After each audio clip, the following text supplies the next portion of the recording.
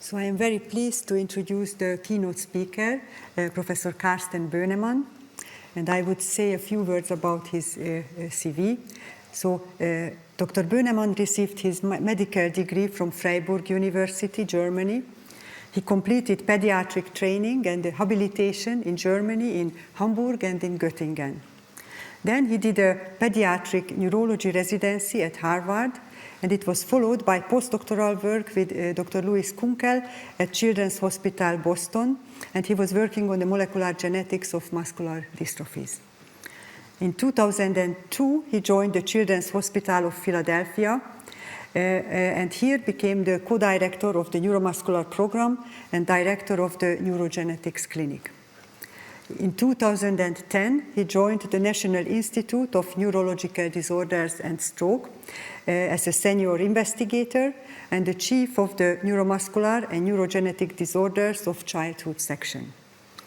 Dr. Bönnemann was a Pew Fellow in the Biomedical Sciences. He received the Derek Denny Brown Neurological Scholar Award in 2009. And his research is investigating the molecular mechanism of early onset muscular dystrophies or other myopathies, and more recently also neuropathies and neuromuscular junction disorders.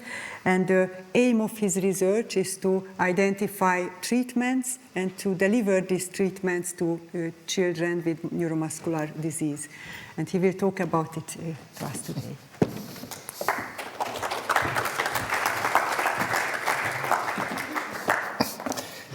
Thank you, Rita, for the kind invitation, and it's brilliant to be here and to be able to talk about disorders that are close to my heart, which are neuromuscular diseases. So my mission is to bring our experience to you, neuromuscular diseases and translational approaches to them.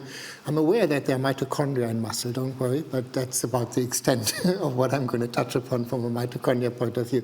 But as you'll see, hopefully, it really, modern genetic medicine is a toolbox approach. So it is really the tools that we use in genetic medicine that can apply across different genetic disorders, including genetic mitochondrial disorders, I believe. And neuromuscular disease is a little ahead of the game for historical reasons and other reasons. So a lot of things that we've learned or are learning in neuromuscular disease will be applicable, I believe, in your diseases as well. This is Lou Kunkel. This is my research mentor when I was at Children's Hospital in Boston, and he's standing in front of the dystrophin gene locus, hand-drawn at the time. So this was in '85 when he discovered the dystrophin gene just by virtue of its presumed genetic location based on a deletion in one patient.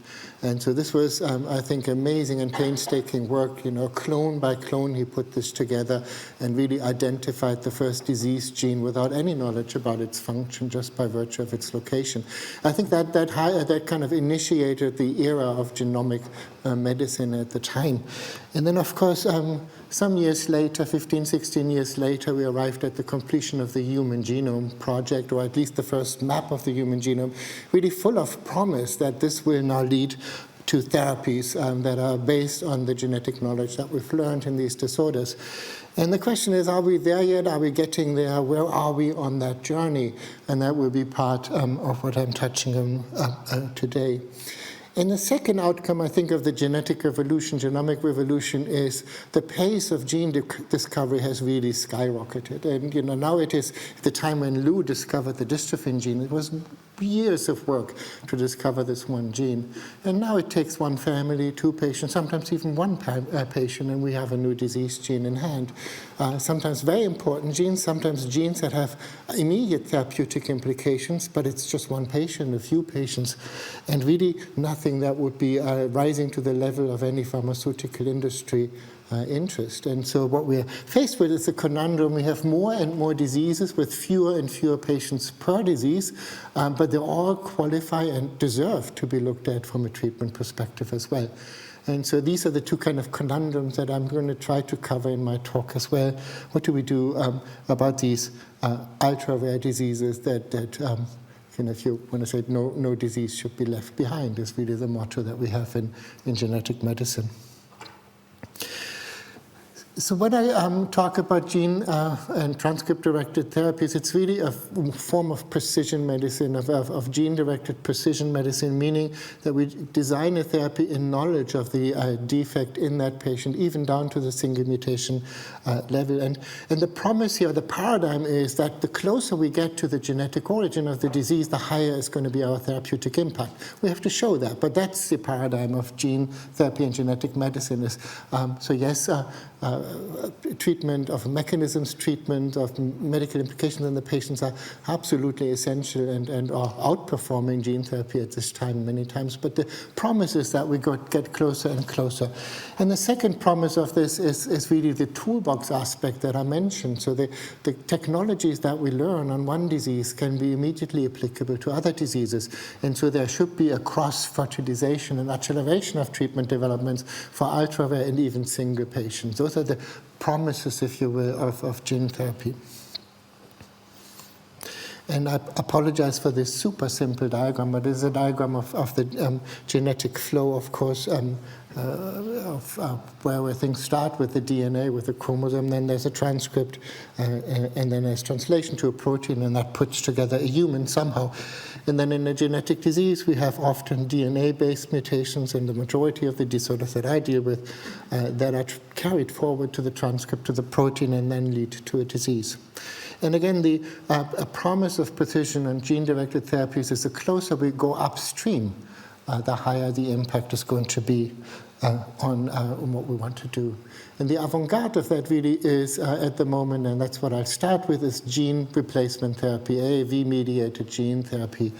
And that in my simple diagram looks like this, and I'll touch upon the principles as we go forward. We have a processed piece of DNA, so it's a cDNA, an optimized cDNA of the gene that is dysfunctional and needs to be augmented or replaced, and that's encapsulated into a viral capsid in which there are no viral genomes left. These is infecting the tissue, gets into the cell nucleus, lives there mostly as an episomal DNA, not integrating, makes its own transcript, its own protein that hopefully leads to the amelioration of the disease. And here the important aspects are the effective targeting, the sufficient expression in the target tissue, the durability of expression, and of course low toxicity of the intervention. And I will show you that we are working on every single one of these aspects, and there's still room to improve quite a bit in that. The work of horse of gene therapy is adeno-associated virus. You may know that gene therapy started with the big guy next to the adeno-associated virus, adenovirus itself, and that of course led to the unfortunate and tragic event of a death of a patient at Duchenne, Jesse Gelsinger at the time, and that was adenovirus gene therapy. But adenovirus-associated virus, AAV, is a much smaller virus. It's a single-stranded DNA virus of the parvovirus family. It's largely non-pathogenic, so it doesn't cause any disease really.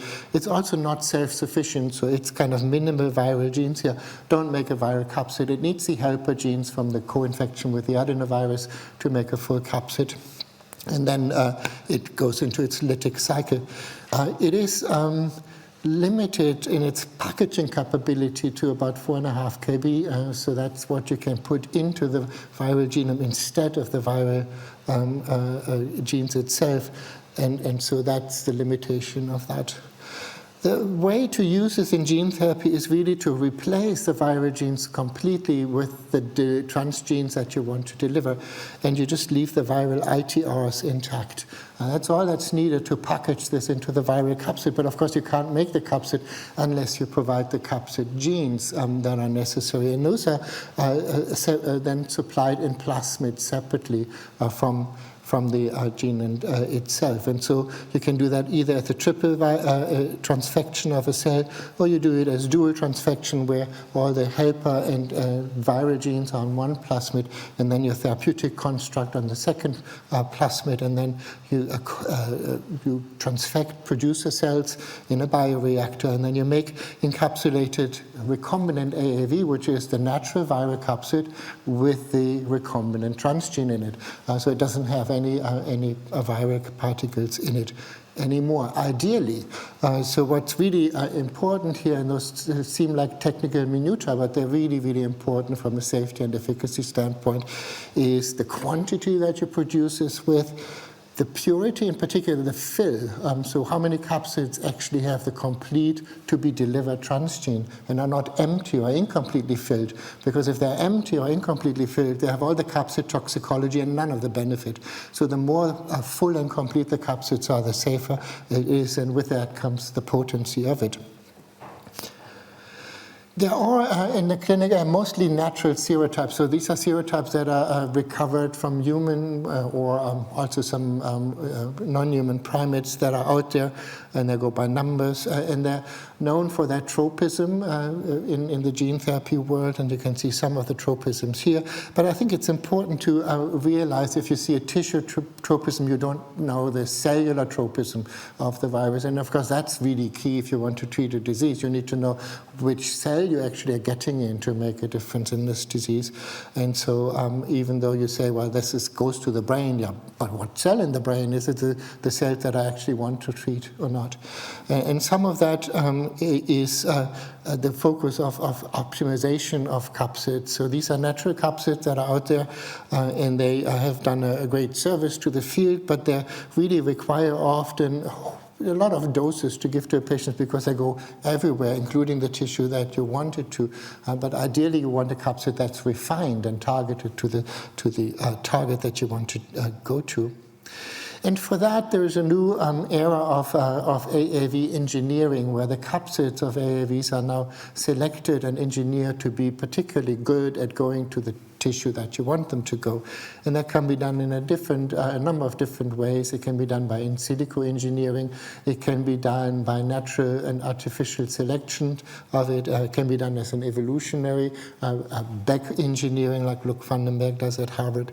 And one of the often successful method is to generate random variation in the hypervariable parts of the AAV and then put a barcode in it as well, and then select for tissue uptake by recovering the barcode from the tissue and then looking at which AAV is actually particularly good at that. The problem with these kind of random mutations is that even if that kind of test virus goes to your tissue, it doesn't mean it packages well, it doesn't mean it produces well. So all of that has to be done in secondary experiment. But for our field, this has been strikingly successful in that there are two AAV capsids that were discovered independently by two groups that are particularly good to go to muscle, and they're called cleverly MyoAAV and AAV Myo, but they're basically doing the same. On the AAV9 backbone, what happened here is that this hypervariable haptomer was used to generate generations of different viruses and then selected for in muscle. And what's really cool, in both of these experiments, there was a commonality to the peptides that were found, and they both had an RGD motif, meaning an integrin binding motif. So there was some kind of mechanism behind the selection of these viruses. And you can see how much better they go to muscle compared to AAV9, the parent capsid. This is, if you look just at this, but these are essentially the same experiments, that would be AAV9, and that's a MyoAAV just delivering a marker GFP. You can see the muscle lights up like a light bulb. And what that allows you to do is to decrease the dose that you have to give a patient to get to the muscle effectively. And really that allows you to pass through organs that you don't want to transfuse necessarily because of the toxicology associated with it, in particular the liver. So this is liver detargeting just by virtue of decreasing the dose, while it also detargets the liver in its own right somewhat. And so that will allow you to get away with lower doses, which is, of course, good from a cost point of view, but even more important from a toxicology and efficacy point of view. And similar viruses have been developed for the eye, for the brain, for subtypes of brain neurons. But you always have to be aware, it's not the end of it. If you select in mice, you have to then make sure it actually works in non-human primates, which it sometimes doesn't. And for these, it was shown. And then eventually in the human. So once you've gotten to the cell of interest, then a number of things happen as well. AAV has to be taken up, and then it gets out of the endosome where it escapes, and then has to get into the nucleus where it's uncoded. And then you have two versions of the transgene, either a single-stranded version, which then has to be made double-stranded to be able to make a transcript, or a clever engineering trick allows you to do this as a self-complementary design where the virus is already double-stranded, and then you can only package half of it because you have to fold it back on itself, and then the expression is quicker. Now, with an AAV capsid, you can put a lot of things in there. So, of course, the gene replacement is the one that's most advanced. But in principle, it's just a tool, a delivery tool. And as long as it fits in there, you can put in CRISPR-Cas systems, you can put in gene regulatory systems, knockdown systems. All of that can be put in there as using AAV as the delivery tool. But for most of what's in the clinic, it's really gene replacement, so where you put a transgene in a cassette that's driven by a promoter that determines which cell type this is driven in, an intron often that optimizes messenger RNA transport out of the nucleus, and then a codon-optimized transgene and a poly-A tail. And these are, of course, best for loss-of-function disorders, and if the message is small enough for that to fit in completely. But that, of course, covers a lot of rare diseases and ultra-rare diseases that are recessive out there. The transgene cassette in its own right looks simple, but it also is a lot of opportunity for optimization there as well. And this is not to be read in detail, but every little part of that simple cassette can be optimized, from the ITR to the promoter to the transgene, to optimize expression, durability, and minimize immunological toxicology behind it. There's also tricks to engineer the transgenes in a way that you can get in larger ones by doing dual AAVs that can then recombine to produce an ever larger transcript. All of that is an opportunity in the works. So how do you get to the CNS? For the CNS access, if you have a very young children, infants, then the blood-brain barrier is a bit more permissible for viral transduction, and so you can do systemic AAV9, for instance, as you'd see in the SMA. But other than that, you probably need to get into the intrathecal space at various entry sites, as you can see here, from lumbar to cisternal to into the ventricles. If you want to get to muscle or systemically, then you have to go intravenous for systemic delivery. Now, for CNS and neuromuscular, there's a bunch of things already in the clinic. SMA, as you probably know, is already FDA approved and has been given to 2,500 patients, and that number is rising. But many others are now in clinical trials, and you can see the preferred target organs for clinical gene therapy at the moment are muscle, brain, liver, and eye. That's where the most advantages have been made. And the serotypes, it started out really lots with AAV2, but AAV8 and 9 and 74 are catching up rapidly as well. And that, of course, is a shining example of how effective gene therapy can be. This is gene therapy for spinal muscular atrophy, where the SMN gene is delivered to a patient. And it's a very favorable situation for gene therapy because we're targeting a postmitotic cell, so a cell that no longer divides. If we get the gene therapy in there and it lives as an episomal element, you don't lose it because the cells do no longer divide. Also in SMA, as you probably know, there is a backup gene that makes survival possible, which is a faultily processed SMN2 gene. But what it means is the patient already has immune knowledge of the gene, and so you're not giving something that's new to the patient or foreign. So that's an immunological advantage. But this being a neurodegenerative disease, it also means you have a limited window of opportunity. If anything, we have learned that the earlier you go in and the earlier you treat while the disease is still oligo or even pre-symptomatic, the better the outcome of it. And you can see that here in the CHOP intent achievement of infants in this initial trial. If you treat late and at a lower dose, it just plateaus. If you treat early at a good functional score, you can recover almost complete function with that. It's almost a gene therapy emergency when you see that in a newborn screen that's now done in a number of countries, that you have really only a limited amount of time to be fully effective, and that has to go very quickly. And that's confirmed here in this study.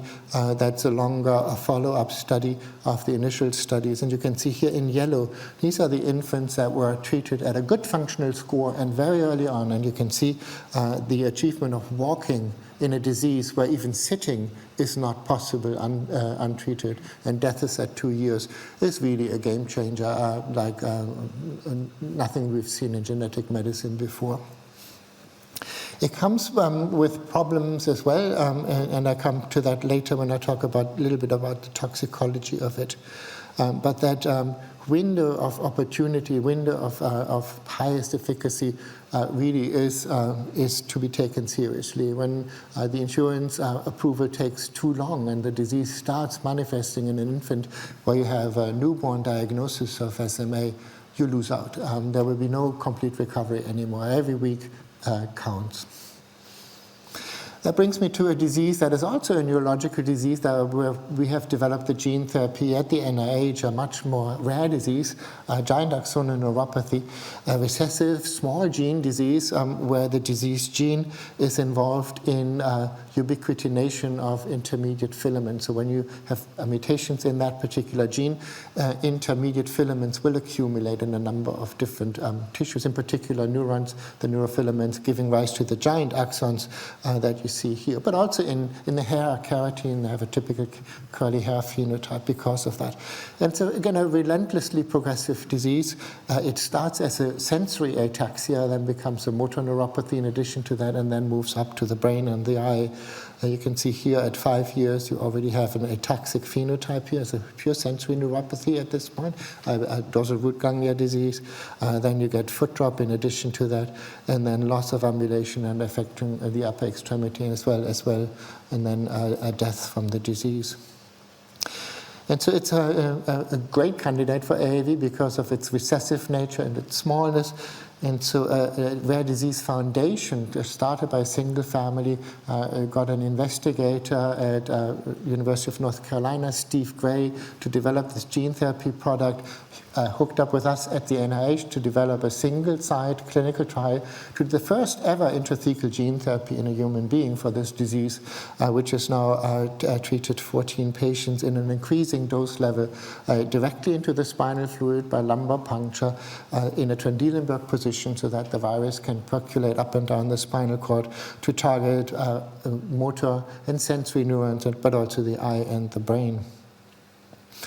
And this is how it's done in the operating room. We do a nerve biopsy first, and then the AAV is infused in the same setting in the Trendelenburg position, and then a patient is left there for an hour by changing position. We also invented, if you will, an immunomodulation protocol around this disease to make sure that we can treat every patient, also patients with loss of function mutations where there is no vigaxonin at baseline. So what you do there, you have an immunonaive situation, you put in a new transgene, if you will, it's a single molecule transplantation, and you have to make sure that the body tolerates it and doesn't reject it. And rejection of transgene is a real issue, as I will show you a little later. And so this protocol here involving rapamycin, tacrolimus, and steroids is really a mini organ transplantation protocol taken from kidney transplantation and then downsized. It's been well tolerated. And thus far, I can tell you the interim results, and this is still ongoing, and dose escalation and age changes going on. But it just tells you how important it is to establish natural history data for a disease like that when you go into gene therapy. You can see this is the natural history of the motor function measure that we use, and you can see there's a relentless and linear loss of function over the years. And with the gene therapy, that flattens out. And when you do the frequent 6 analysis of it, as well as a Bayesian analysis, then the probability that you're changing the natural course of the disease based on the separate natural history study, as well as running data of the patients itself, is significant in that you can see here in this Bayesian analysis, this would be the -8 point loss, that is the natural history, and here there's a peak of probability that you've now slowed it towards 0 with that intervention. Not only that, but also secondary outcome measures are helpful as well. This is neurophysiological data in the natural history of this disease, where sensory amplitudes are lost first, and after 9 years of age, there's no patient with any sensory nerve amplitude response left. And the same is true for the C-maps, which are more variable, but they're also lost later, but invariably so.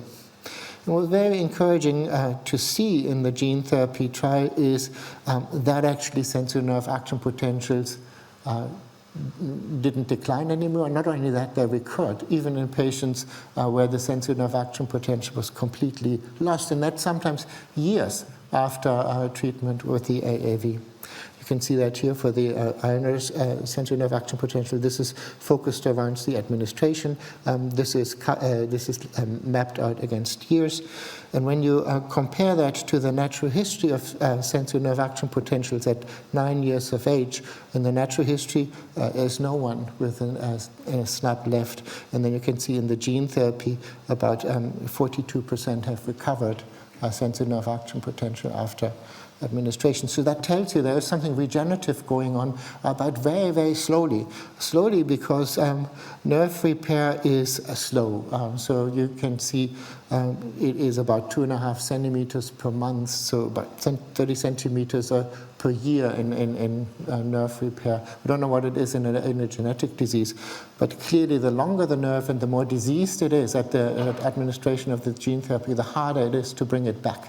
And so and we see that in our patients, the short-term nerves are recovering clinically much better than the ones that are already advanced.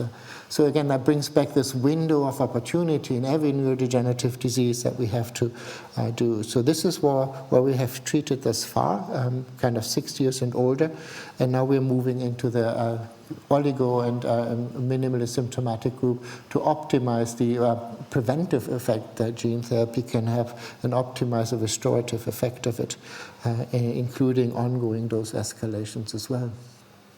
So it's a hopeful signal that gene therapy, even in a neurodegenerative disease that we see here, does make a difference and is capable of preventing and even restoring some nerve function, as long as the nerve isn't dead yet.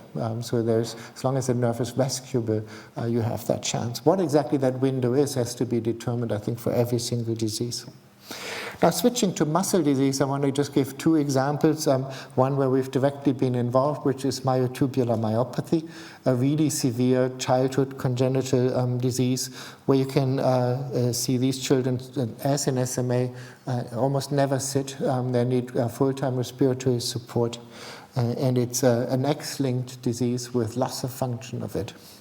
And it fits into a gene therapy construct. And again, this was developed at Genetone initially by Anna Buchbello and then developed preclinically and then taken to the clinic by a company now as Stellar's Gene Therapies. And this is the transgene that was delivered here. So we have a promoter, the desmin promoter here, that's a muscle-specific promoter. The capsid used is an AAV8. And when you look at just the high-altitude version of what happened here, and this is the low-dose group that were treated quite early. This is the natural history, and the little figures there are achieved motor milestones. You can see in the natural history, a few children got to sitting, but no one beyond that. In the gene therapy group, you can see quite a number of children got to walking with the gene therapy. And not only that, but they also declined in respiratory dependency with quite a number of children getting off respiratory support at all, completely. So a very hopeful signal again, but this therapy also came with a striking liver toxicology that I will talk about in a few minutes to see how you put this into perspective. So striking potential benefit, but also striking toxicity that wasn't predicted before. The second disease, of course, to touch upon is Duchenne muscular dystrophy, and that is a disease that's probably known to all of you. I will only highlight that it is a muscular dystrophy and that the gene itself is way too big for AAV delivery for AAV packaging. So it's a 14 kb message, and as I told you, the entire cassette can only fit 4.5 kb. And so what one has to do here is to really make a dystrophin that is packageable but still functional enough to make a difference in patients. And much of that was learned from patients with Becker muscular dystrophy, who sometimes have very large deletions internally of the dystrophin but still maintain functionality. And that led to the construction of these microdystrophins that are basically internally deleted and then have the business end still intact, the N and C terminus still intact. And these fit into AAV. And there's 4 clinical trials currently ongoing using AAV8 and AAV9 as serotypes, as well as RH74. And then a variable kind of iteration of this idea of microdystrophin and various promoters in it. And the early signals from that, again, look hopeful in that there is, and I'm just picking without preference to anyone, just picking a few examples here. You can see there's restoration of immunofluorescence against the microdystrophin in the myofibers. And there's also a signal that it changes the natural history of the disease. This is a North Star ambulatory assessment, and patients plateau or improve as opposed to declining on it, and the probability that they lie well outside of the natural history of NSA loss of function is quite compelling at this point in time. Now, there is, of course, a problem here. When you treat muscle, you're not treating a postmitotic organ. You're treating an organ that's growing, where muscle nuclei are fusing into the muscle. And in particular, in the dystrophy, where there's ongoing regeneration, degeneration, you're recruiting satellite cells that are only incompletely transduced by the gene therapy. And so we have a big conundrum here that we have to answer.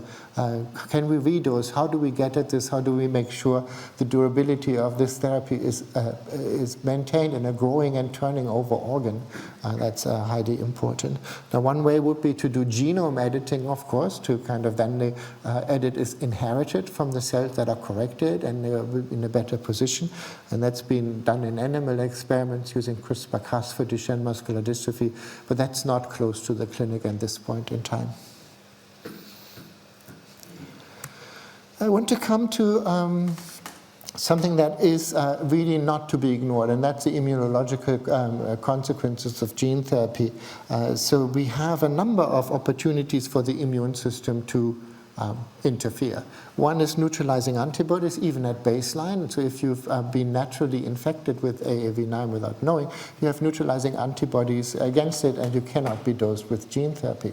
And that is anywhere between 20 to 30% of school-age populations, depending on the capsid used. And then you, of course, after gene transduction, you're completely immunized against the virus, so you can't redose because now you're immune against. But then also immune-presenting cells will present parts of the capsid and also parts of the transgene that can lead to immunological reactions.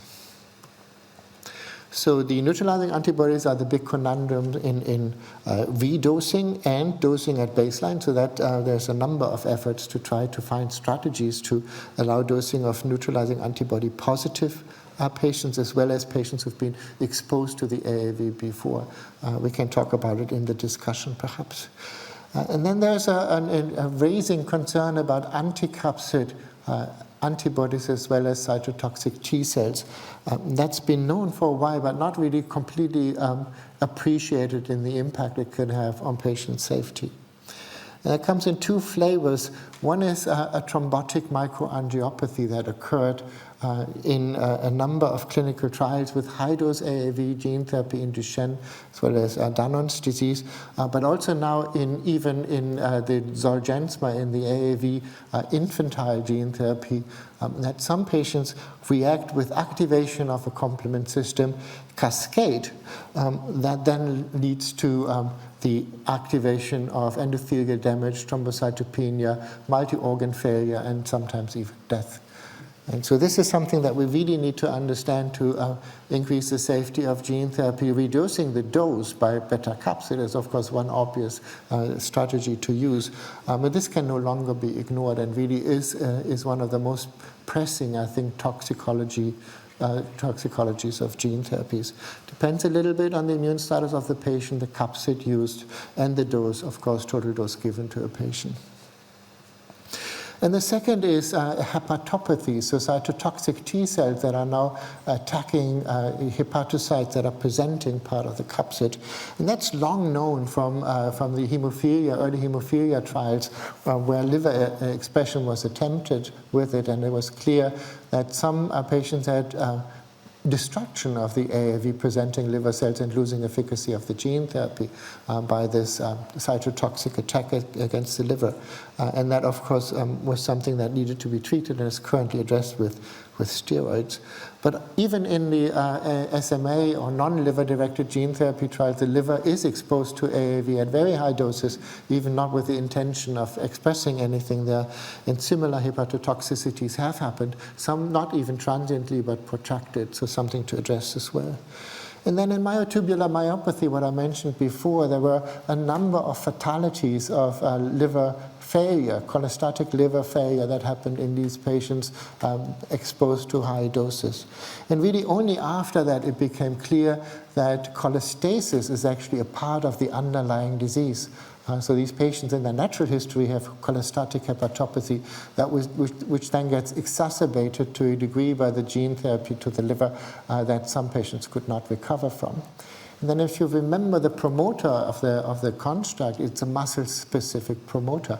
So it's not expressed in the liver, and there was no chance for the gene therapy to correct the underlying cholestatic defect in the liver that's part of the disease.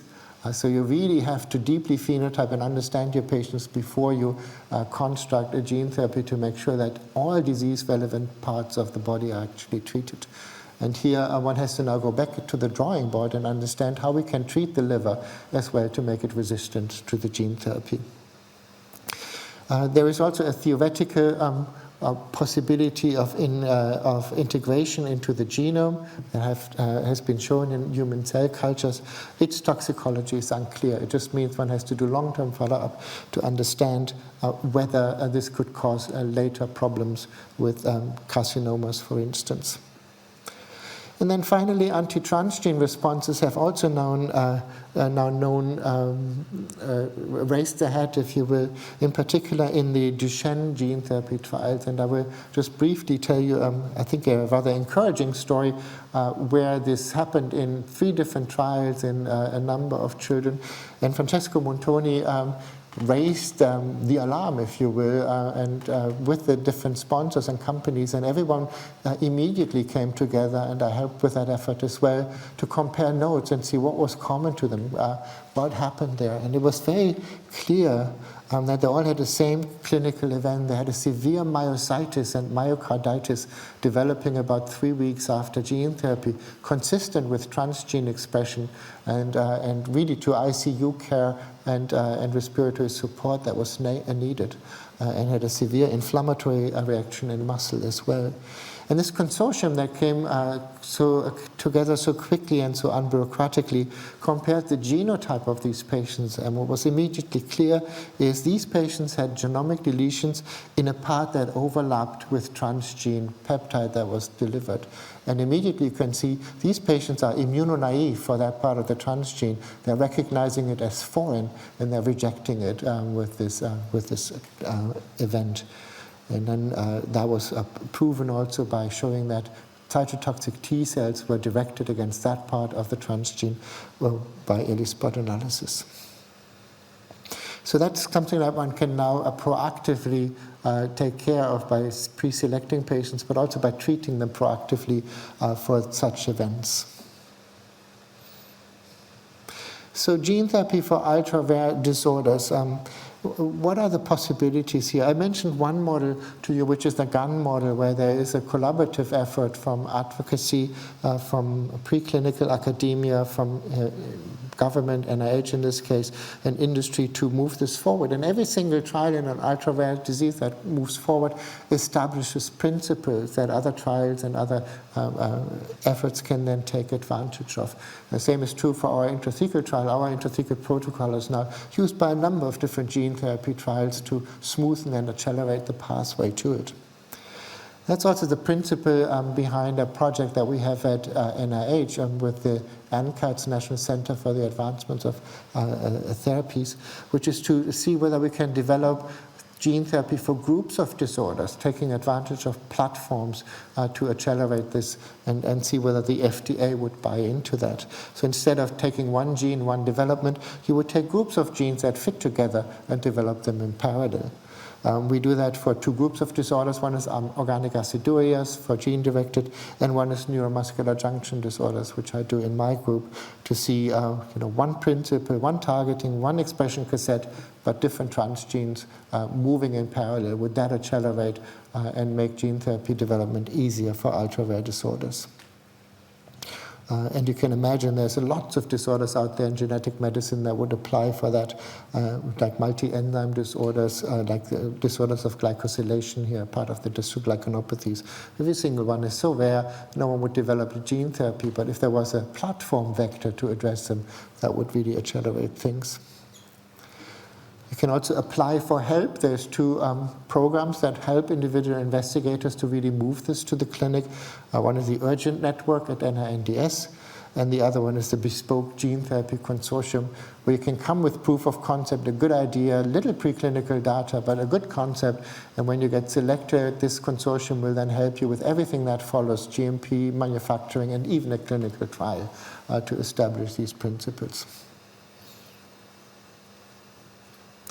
So I have 10 minutes, maybe I have 15 minutes left, because I want to switch gears and tell you a little bit about the other forefront of gene-directed therapies, and those are transcript-directed therapies. So now we're not doing a gene therapy, AAV delivery, or we're now trying to treat the transcript, and that's often done with oligos or ASO, smaller molecules that are not permanently expressed, and they go to the transcript, fix the transcript, and lead to a therapeutic effect that way. And that's important for some reasons. Gene therapy isn't the holy grail for every disorder. There's genes that are too large, there's genetic mechanisms that don't benefit from gene replacement. And then also small molecules like ASOs may be quicker to produce and cheaper to develop. And there may even be the opportunity to develop ASOs for single mutations, for single patients even. And that has been examples shown already that this is the possibility.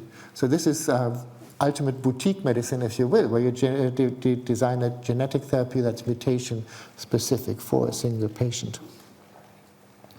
The tools we have are antisense oligonucleotides, siRNAs and RNAs, and then there are other approaches involving transcript editing that are still being developed. These are the two ASO workhorse chemistries, if you will, the MOEs and the morpholinos. And they both have their pros and cons. The MOEs are very good to also engage RNase H for gene knockdown if you design them as a gapmer design. And then the PMOs also have a new generation in front of them called peptide-coupled PMOs or PPMOs that will enhance tissue uptake, and their toxicology is more favorable compared to the MOEs. The approaches that we use in transcript-directed therapies are transcript silencing, either of the total transcript or an allele-specific silencing of it, splice modulation, and then in the future also transcript repair. I will touch on both of these in the following. Transcript silencing with oligos is done in two different ways. One is to engage RNase H by using an ASO that's designed as a gapmer, so where you have a middle part that is RNase H compatible, and then the gapmer will find its target, RNase H gets engaged, and the transcript is taken down. Or by siRNA, where the dicer mechanism and the risk complex is taken into the business to knock down a transcript in a specific way. Both of these are therapeutic concepts that are already FDA approved and in patients for hypercholesterolemia. One is an siRNA-based approach to knock down PCSK9, and the other is an ASO-based approach to knock down ApoB. and they're both kind of mechanistic regulations of the cholesterolemia problem, one by improving survival of a receptor, and the other one by decreasing the excretion of these lipoprotein particles. They have to, these are not allele specific, so these are just knocking down of the entire transcript that you want to knock down to regulate this disease. But they show that there's a path for them to patients at the therapeutic. I want to give you, from our own shop, an example how we use this technology for a disorder that we are very interested in, which is congenital muscular dystrophies caused by mutations in collagen type 6. And these are mutations that occur in 3 genes encoding collagen type 6. They're dominant and recessive in nature, but more commonly dominant. And I will just briefly show you the assembly of collagen 6. It starts from 3 individual peptides. They have a triple helical, meaning collagenous domain. They assemble into a heterotrimeric monomer, a dimer, a tetramer, and that is secreted by the muscle interstitial fibroblasts into the extracellular space to form these collagen fibrils. They look like beads on a string. The disease associated with that is congenital muscular dystrophy type Ulrich, discovered by Otto Ulrich, or first described by Otto Ulrich in the 20s. In Germany, he was a dysmorphologist geneticist who recognized this very characteristic phenotype. It's a very recognizable phenotype in these patients. And the principle why dominant mutations are so deleterious and so common in this disease is shown here. When you have a dominant mutation on one transcript of one of the genes, because of the long assembly process, if that mutation is assembly competent, can be assembled into the assembly of collagen type 6. Then at the end of the assembly process, 15 out of 16 tetramers are mutant, and only 1 of 16 is wild type. Whereas haploinsufficiency will be perfectly tolerated clinically, we know that. So really the approach here is to look at these assembly competent mutants, and they're all here in this part of the triple helical domain, because the triple helical domain assembles from C to N like a zipper, and when it gets to this part of the triple helical domain, it's too late, and then the mutation is assembled and carried forward. And here, of course, the principle is allele-specific inactivation of the mutant. And they come in 2 flavors as deletions, in-frame deletions in this part of the triple helical domain, or point mutations causing glycine residue mutations in the collagenous domain. And the principle is to use allele-specific inactivation to take out the mutant transcript before it can assemble, and then leave haploinsufficiency behind, which is clinically tolerated.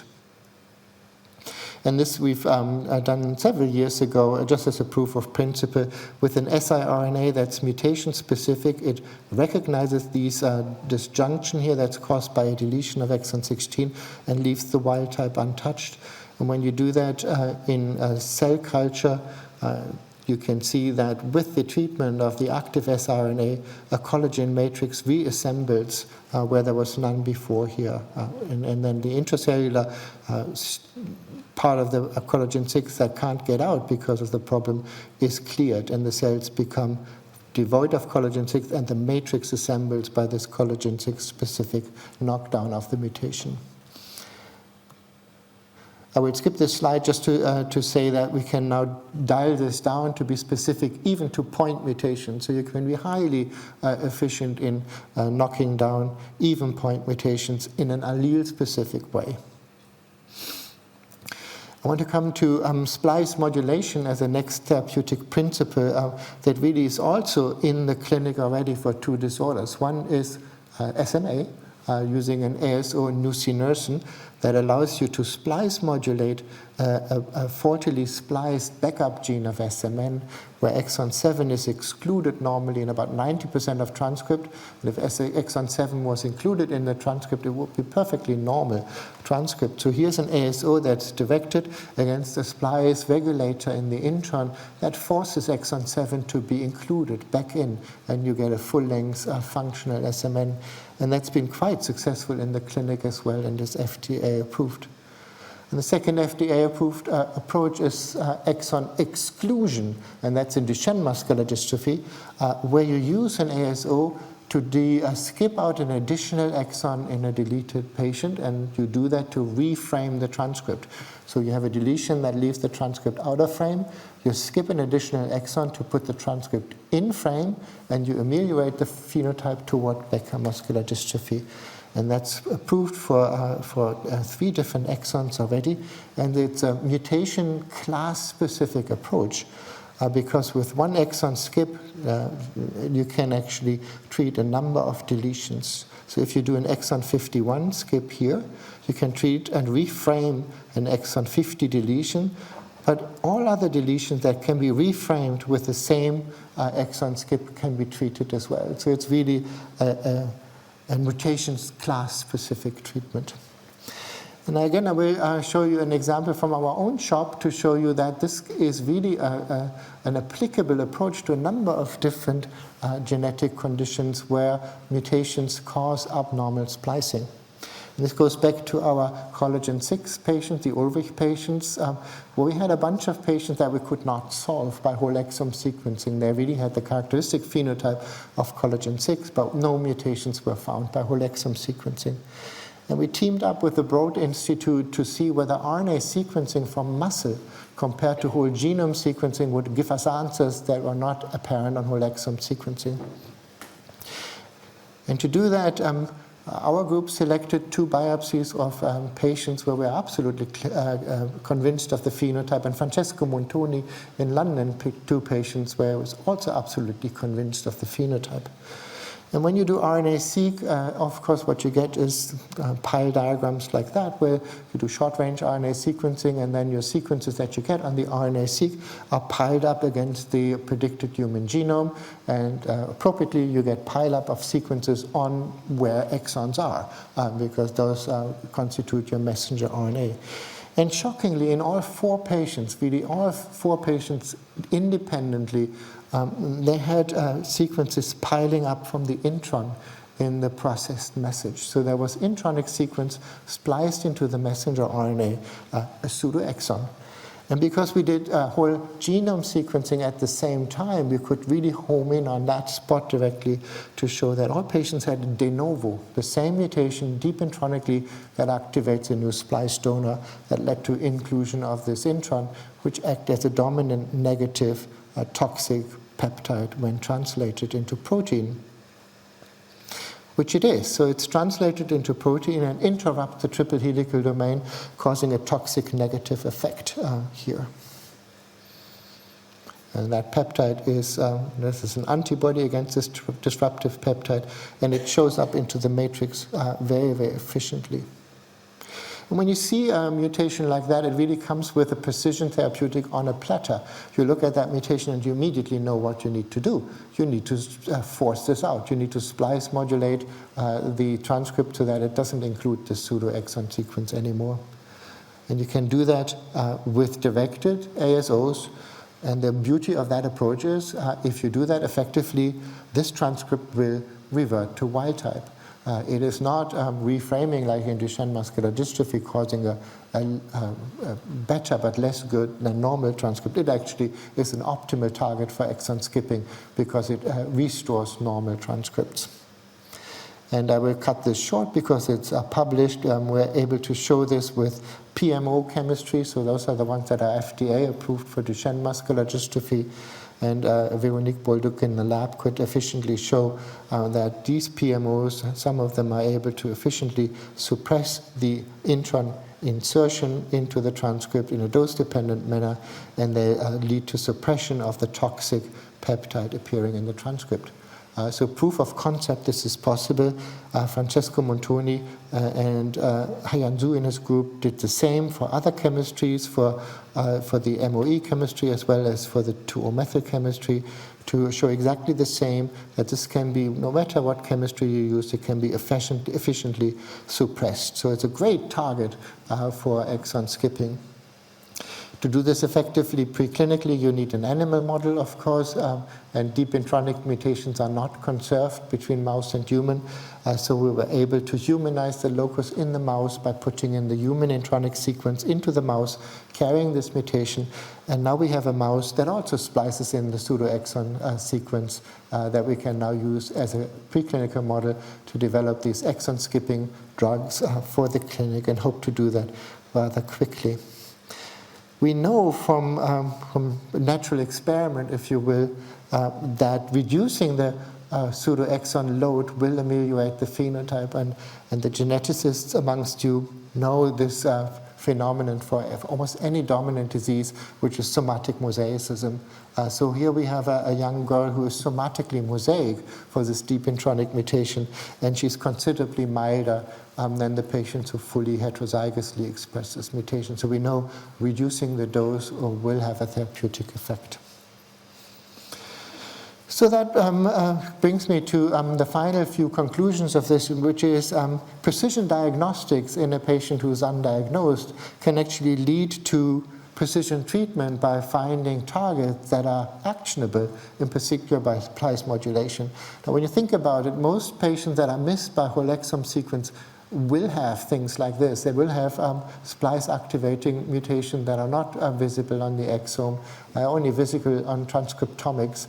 And that was actually the conclusion of this paper that I showed before. One was that you are most successful using this approach if you really know where to look. If you kind of go in blindly and you have no idea where to look, then your hit rate is less good. If you have a good preclinical, pre-testing assumption what the disease is and what locus to scrutinize, like we had in collagen 6, your success rate is up to 66% of using this technology to find the mutation. And then, of course, it is mostly in the large genes where we found this, which had a lot of splicing targets like nebulin, titin, dystrophin, collagen.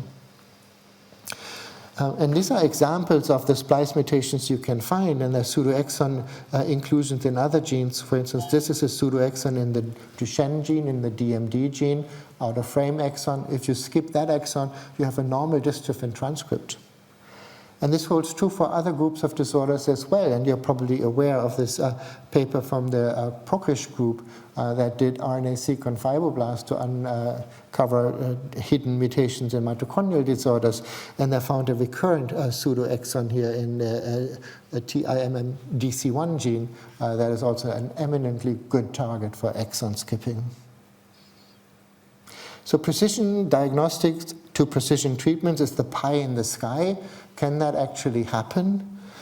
Well, you probably know of this one example that Tim Yu at Boston Children's Hospital published a couple of years ago in the New England Journal of Medicine, where he had a patient with Batten's disease, a form of neuronal thyroid lipofuscinosis, where there was a splice-altering mutation that causes missplicing. He developed an MOE, not MEO, I'm sorry, it's a typo, MOE, against this to force the splicing back to normal, and developed this from the diagnosis into the patient in a little more than a year to develop a patient-directed precision therapy that was just for this one patient. So it can be done, it should be done. But there's also, like in AAV gene therapy, there are emerging ASO toxicologies that we also have to reckon with. One is an inflammation that can be caused by these, but the other one is a still incompletely understood development of increased intracranial pressure of hydrocephalus, in particular with the MOE chemistries that one has to better understand to make this an individualized treatment, really, without having a lot of toxicology to go for. And finally, opportunities to find support for your actionable single patient. You have a patient, you find an actionable mutation. How do you bring this back to the patient? So there's the NLORM Foundation, where you can apply with just a mutation, if you have nothing else, just a mutation, and see whether they would help you to develop an ASO just for that patient. And they will then take everything over, including production, GMP, toxicology, and IND, and bring it back to you to treat your patients. There's the NF1 collaborative, and also the urgent network of NINDS supports NF1 or a few therapeutics for this type of thing. And I will finish up by telling you that transcript-directed therapies are not just ASO therapies. You can also deliver splice modulation with an AAV9 by delivering basically a permanently expressed splice modulating transcript. This is done for Duchenne muscular dystrophy to skip exon 2 in the duplication of exon 2. And you can also repair the transcript with transcript editing technologies that are CRISPR-Cas based. And these are far from the clinic at this point in time, but there's more to transcript therapies than I told you. And so all of that means we have an emerging and ever-expanding toolbox of molecular tools which are not disease-specific. They're mutational mechanism specific. And therefore you can choose your tools based on the molecular mechanism, the genetic mechanism that is going on in your patient. And therefore any advance in any of these will benefit the entire field of genetic therapy. Some are further advanced than others, but they're all moving forward. So the future is you have a patient with a rare neurological disease, you do precise mutation identification, you map out the potential strategy, you do in vitro testing of your strategy on target, you use class toxicology to shorten your pathway of toxicological preclinical investigations, you do GMP equivalent production, you bring it back to the patient, levering your toolbox. We're not there by far, but I think if we do networks of specialists and providers to really try this in test cases and really de-risk it for the entire field, we may be getting closer. Whoops. And with that, I thank everyone in my group. This is COVID time lab meetings, and too many people to acknowledge by name, but it's a huge effort of a huge number of people and collaborators and the entire field of neuromuscular medicine across the entire world. I thank you and apologize for taking a bit more time. Thank you, Carsten. Thank you very much for this excellent presentation and for this overview. And I am very sure that we in the mitochondrial disease field can learn a lot from your expertise when we are trying to develop treatments and gene therapy for mitochondrial disease. Are there some questions in the audience? Yes? Joe? Joe Polton, Oxford. Thank you very much. A very exciting talk to see how things have changed incredibly within such a short period of time. I've got two questions, really. One is you kind of skated over what the causative genes did in quite a lot of your disorders, like the giant axonal neuropathy and the myotubular myopathy, etc. And I seem to remember in the early days, it seemed that enzymes were going to be thought to be better candidates for correction than structural genes. I mean, how has that changed? And my second question is, you have to tell us a little bit about cost. Yeah, so that hasn't changed at all. I think enzyme disorders are still the best target for gene therapy for two reasons. Many of the enzymes are small enough to fit into AAV, and then, as you indicated, in enzymatic disorders, a little goes a long way. So even increasing the activity of many metabolically active enzymes by just 10-20% can get you into a normal functioning range. And that, I think, is myotubularin and myotubular myopathy is an enzyme. And so I think that myotubularin is an enzyme. That I think is why this was so effective at relatively lower doses in this disease.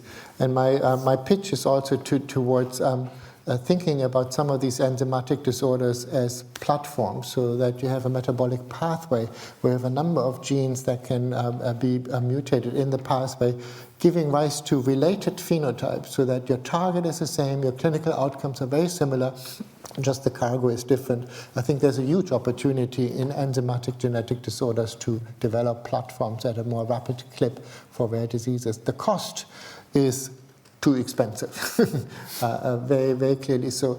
And currently so if you were to go and I have an idea, I want to do a gene therapy for that patient, I'm going to do it all the way, you're probably talking $7 to $8 million of developmental costs to do that from scratch to finish. So that's too much, and so the costs need to be reduced, and they can be reduced by improvement in production. So that's the very expensive part in gene therapy. Cheap in ASO, but very expensive in gene therapy to do that because of the inefficiency of bioreactors at this point in time. But I feel that will be improving. Secondly, is by decreasing the dose that's needed per single patient, because if you go an order of magnitude lower, it'll be cheaper per single patient. And thirdly, by platforming it out again, so by having class comfort into that, so that you don't have to do all the toxicology and GMP toxicology for every single product from scratch again, because that's a few $1 million right there that could be doing that. And the third is partnerships between industry, academia, government to really support gene therapy development for rare diseases, but then rein in the price that can be charged at the end for the gene therapy, but just sponsoring it as well.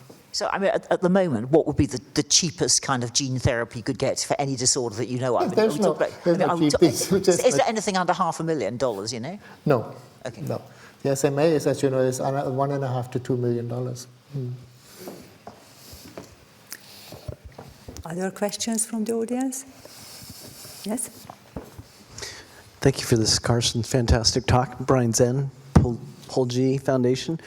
Carsten, could you speak a little bit about the idea of how you view pre-symptomatic treatment with any of these tools? And what about the futility point of when it's no longer amenable or even fruitful to treat? Yeah, can you speak to those two fronts, please? Yeah, that's a critical point, and it's very, very hard to answer that. There is a point of futility in a number of these degenerative disorders where there is really no hope for restoration of the tissue that is being affected. That's a very hard truth to swallow, of course, for in particular in foundations where the disease is a neurodegenerative disease, where all this funding and all this effort goes into the development of the therapy while the patient who initiated all of that is suffering more and more under the disease. That puts enormous pressure on the development, because you feel the pressure of the timeline that is ticking, the clock that is ticking. But at the same time, it also cannot mean that one should cut corners, because once and there are examples out there that you're probably also aware of. Once you do things that are not completely understood and controlled in their safety, and you lose a patient because of that, it's a tragedy for the patient, but it sets back the entire field as well. So we need to be finding that middle of urgency and safety in the development of this entire field. Having said that, once it is proven to be safe and is available, and then I think one should also not close the door too early, because even in an advanced disease, small changes can make a lot of difference sometimes to the well-being and the life, quality of life of a patient. So I'm also against saying, well, these patients will never qualify for the gene therapy because they're too far advanced. If you keep swallowing, if you keep some respiratory function, if you keep some of extremity function, can make huge differences and prevent further degeneration. But you have to do it at a point where you're safe to do it. Maybe just one more question from me, that do you think that if a disease is too mild, then it should not be the first one to go to gene therapy because of the risk? So that's a great point too, and I think much of the principle that I outlined for the severe part of the spectrum apply for the mild part also. You can't treat a mild patient with a therapy that's not yet proven in its safety, because then the loss of a patient would be an absolute tragedy, because untreated the disease would have been much more tolerated than a severe adverse event. It also leads to, in the development of gene therapy, leads to a conundrum which we encountered at the beginning of the giant axonal neuropathy gene therapy, because the bioethicists at the FDA told us you have to treat advanced patients, because if something happened, at least the patient was advanced and maybe the lot wouldn't be so hard. But what you also bring into that is an entire new level of risk, which is the risk of treating a fragile advanced patient with an experimental therapy. So it gets much harder to tell apart what is actually disease and what is your intervention that causes a medical emergency in a patient. So there's a golden middle, I think, where you can do that. And once you've established safety, then yes, I think mild patients should be considered as well.